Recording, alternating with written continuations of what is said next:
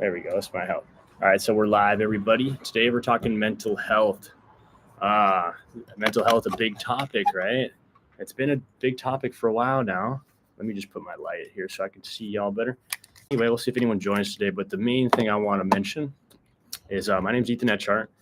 I come from rural Montana, town of 3,000 people. And on the topic of mental health, a lot of people tragically pass away in car accidents, lots of drinking, things like that. And then I was in the Air Force for 5 years also, and I worked in aircraft maintenance. And sadly, in the military, we know there's like 22 veterans a day kill themselves. And in the aircraft maintenance in the Air Force specifically, I was able to know, or sadly knew people that I went to school with, I studied with, I worked with that ended up killing themselves too. So very sad, very tragic. This is just a reminder in general today to reach out to people that are your friends, your homies, send them love, and especially people if they're going through a hard time, hear them out. Okay. So today in this video, I just want to talk about signs and things to also understand about mental health and suicide, anxiety, depression. First thing I will say, families or friends, people connected to someone that commits suicide and everything like that, very important, highly important to remember. It's not your fault. It's not your story. It's not anything that you caused. And at the same time, we don't need to be casting blame or shame on that soul, that person that happened to take their lives as well too. Obviously, it's a very complicated discussion. We know there's so many ramifications that come out of this, but at the same time, judgment and shaming is never going to solve anything. And blame, especially, whether it be on someone else or even on yourself, is not going to solve any issues as well either. So if any time someone takes their life, it's tragic and it's super sad. It's just more of a reminder for us to really think about just being, a healthier, happier society that's real and talks about their emotions, right? Especially men, right? We know men way more likely to kill themselves. Sorry, my neck. Men way more likely to kill themselves. Basically, they are the ones that are killing themselves. Mostly it is men. And there's been a major repression in the expression of emotion, and especially the culture talking about emotions is obviously in females and women, it's much more like, yeah, let's talk about it. In guys, especially in a lot of communities that have more of this like machismo, like macho man culture, they are going to be less supportive of that. And that would be kind of like, we can list them off right now, right? Obviously, like athletes, sports, kind of more masculine, things like that. Blue collar jobs where it requires like, will and determination and leadership and those things as well. But those are the communities that oftentimes are more susceptible to the mental health, because there's so much of this like trying to show that you're hard, that you're tough, and that you don't need help and all that shit. And let's just be real. That's not the case. It's not the case. We know it's a much more complicated story than that. So that's my first thing I will say. Any culture, the big first topic that I really want to hit in regards to how we can see, how we can become more aware and nip it in the butt, this like suicidal signaling and mental health issues, is language. First and foremost, language. And one thing that I would see a lot in the military and the Air Force is like, we already knew we had like high level of suicides, and we'd have mental health days. We'd have days where we'd talk about these things, but there was always, the language around it was always joking too. It was always like, oh, let's talk about our feelings. Like people would say that, right? Like, oh, let's talk about our feelings. And then guess what? Someone that's having a bad day, as soon as everybody else around them is like, let's talk about our feelings, that person that's like actually having a bad day, they're just like, they feel even more repressed. Like, why would they want to express their pain when everybody's making fun of having feelings?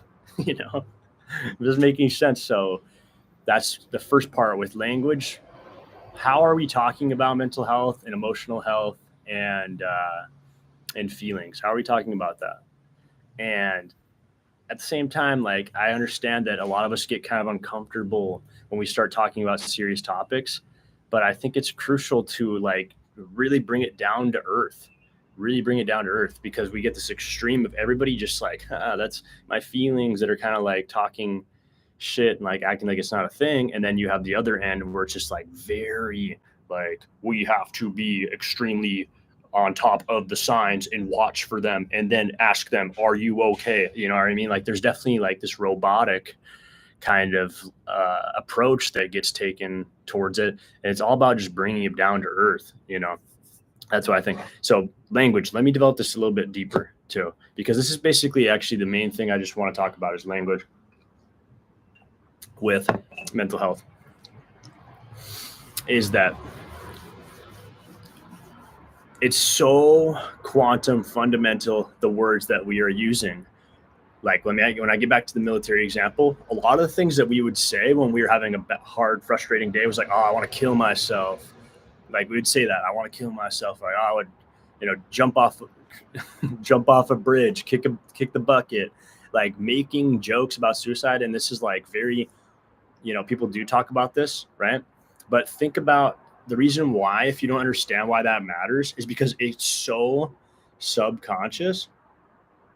It's so subconscious that when you're saying that over and over again, like, oh, I'd rather jump off a bridge or like, like any suicide joke possible, kill myself, those things, when you say that out loud over and over again, as soon you're saying that consciously, and then there's a part in your brain, we know this exists, the subconscious brain.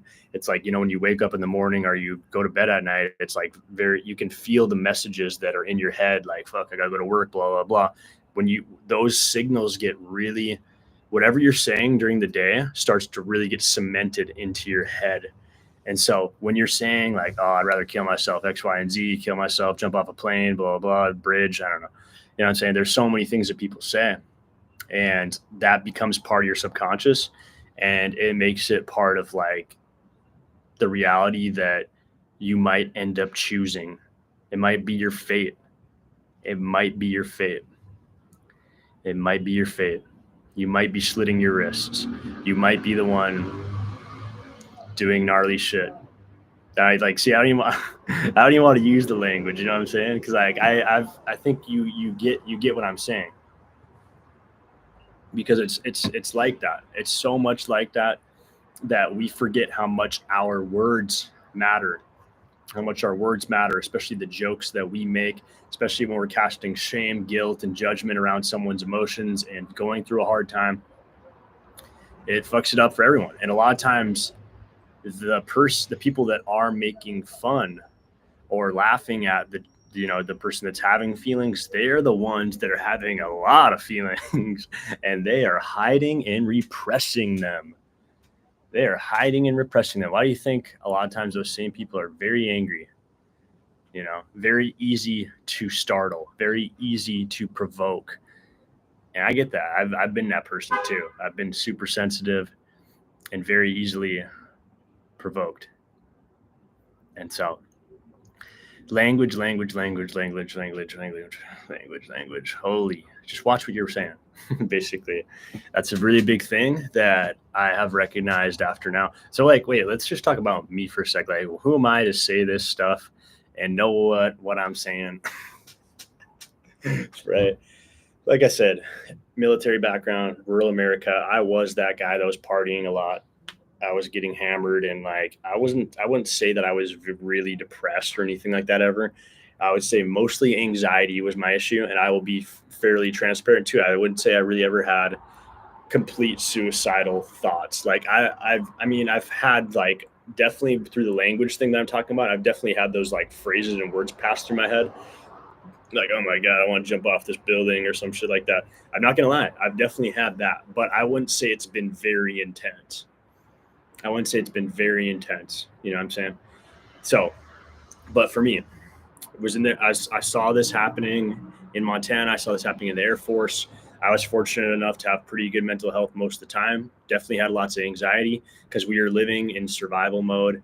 And a lot of times people don't really recognize what anxiety actually is and how prevalent in this survival mode that I'm talking about, how real it is. Like, we have been tricked so much in our society to measure, like observe whether we are living a satisfactory life right now, in a high level life, by like what we are doing in with respect to the clock right now, right? I need to be at work at 7. That means I need to go to the gym at 6, blah, blah, blah. Like, we become married to the clock, and then you're living in survival mode trying to catch up with the clock all the time. Like, it's like the clock is that simple. I mean, obviously we need to understand the clock exists and like what time we should show up for X, Y, and Z. But think about that. When you are recognizing how much the clock dictates your life all the time, that is not, that's how you know you're still a slave, basically, because the clock is just the clock, right? It's just the sun comes up and goes up every day, and it goes down. And we obviously have to work jobs most of the time, unless we get into entrepreneurship, which is obviously the key. Anybody, I highly encourage, do your thing to get into entrepreneurship as fast as possible. We can all be our own bosses, which doesn't sound like that makes sense, but yes, it is possible. Even if you're working in an organization that typically has employees, those people can be their own business too. They can. You see that a lot in the entrepreneur world already, right? You have a marketing guy who pays the creative person, who pays the photographer, who pays the guys that does X, Y, and Z, the person that does this, the person that does that. Like, it happens. Obviously, in larger scale organizations, they're a larger scale organization. So it's different. And there's, so right now, I don't know if our society is ready for that. And I don't want to get too deep in a tangent. I just want to bring it back to where we are right now, where I was basically coming from the point that most of us are living in anxiety mode already, especially when we're meeting the standards of a boss and stuff like that. So just remember that. And that's okay to be working for someone. I totally think and I respect that too, right? So I'm not saying that that's the issue. I'm not saying you are a slave if you're working for someone. I don't want it to come across like that. I'm just saying that just recognize that you are now being held to some sort of expectation on what you should be doing in respect to the clock, which can bring you anxiety because now you have to rush sometimes to get to a place on time. And the state of rushing is not good. This is cortisol activating. And so when you're living in constant anxiety, this is what kind of happened to me when I was in the military. You're living in constant anxiety, like, okay, I got to be at work. And then when I was working on aircraft and things would break out of nowhere, it was like we would have like this kind of low-key anxious feel every time we were waiting for something to happen, something to break down. Really hard to just relax until you're so exhausted that you have no choice but to relax. That's basically how a lot of us operated. Many people would drink at least 300 milligrams of caffeine every day. 300 milligrams. That's what I saw. A lot of people in aircraft maintenance drinking 300 milligrams of caffeine. So they're just drinking what they can, caffeine-wise, to stay awake and just like keep operating on survival mode. and then they would rest and go to sleep when their body would just shut down. And that would happen definitely happened to me. We worked this shift that was late at night. So basically whatever, like that's the military. That's just how it goes. That's okay. It is what it is. Like, it's something to be on top of. I'm not saying that you can't just be a victim to that either. You don't need to be a victim to that. I think one thing I recognized, and this is what I talked about in one of my last videos, is like we have to get over that victim mentality as fast as possible. And it's not easy when you're suffering. I'll get that. I get that. I understand that. And so the first thing I will say, if you are in a tough mental health situation and you're looking for someone to help out and you need help, just recognize that you do need help, and you're not a victim for asking for help either. That actually makes you more of a creator, more of someone in charge of your life when you are saying like, hey, I need help. Like, I need help, right? Like, this is just not working. I have kids. I have projects. I have other expectations. I have responsibilities I need to take care of. And just be real. Who cares? Like, if someone's going to judge you and make fun of you for that, then that's on them. And you can even stand up for that, obviously. All right. And then, so I want to say that. And then for people looking to provide help to that person, to understand that like we are all just on the same team, bro. It's okay to hurt a little bit. So reach out and just say, don't. What happens a lot too with a lot of people will do this, one upping, right? One upping. People do one upping with pain a lot in emotional health. And one upping with in that way is just, it's not good. Like, sure, you might be suffering more than someone else, but if you can at least hear someone out that's going through a hard time, that shows that to yourself that you can go talk to someone and get help too, right? So just hear that person out and then ask to be heard out as well too. But don't one up. Don't one up. Don't one up pain. Don't one up success. No, watch your language. So let's just end this video now. We're going to end it. Mental health awareness check, May 1st, 2024. Watch your language, the words you're saying, the phrases you're using about what's happening. Next step, if you can break out of the victim mentality, do that as fast as possible. And all it takes is just recognizing that all you have to do is just be real, be authentic. Like, yo, I'm just not feeling good. Can someone hear me out? Cry in front of them. It's okay to cry, dude. I've cried my ass off. We all do it. Just cry, do it, make it happen with your friends, anyone, cry, do it. It's good. You're going to feel awesome afterwards and everything's gonna be a lot better. All right. Anyway, hope everyone's having a good day. This is a YouTube video. Take care. Make sure to like, subscribe, send this to someone that you know going through mental health, a hard time, and get together and support each other. All right. So that's it.